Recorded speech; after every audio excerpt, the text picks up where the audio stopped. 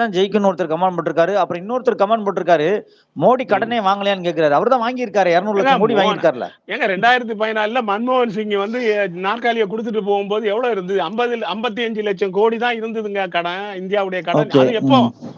நரசிம்மராவ் பீரியட்ல வாங்கியிருக்காங்க. விபி சிங் பீரியட்ல வாங்கியிருக்காங்க. ராஜீவ்காந்தி பீரியட் எல்லாம் வாங்கியிருக்காங்க. 70 வருஷமா அவங்க வாங்கின கடன் வெறும் 55 லட்சம் கோடி. இப்ப ஒரு 15 ஆமா, வருஷத்துல 150 லட்சம் கோடி வாங்கிட்டாரு. 200 லட்சம் கோடி தொட்டுருச்சு. பாருங்க. ஆமா. இத்தனைக்கு இப்போ அதிகமா ஜிஎஸ்டி ஒரே நாடு ஒரே வரின்னு போட்டு மக்கள்கிட்ட புடுங்கினது மட்டும் பத்தாது. மேற்கொண்டு ஆமா. கடன் வேற வாங்குறாங்க. இது என்ன விதத்துல நியாயம்?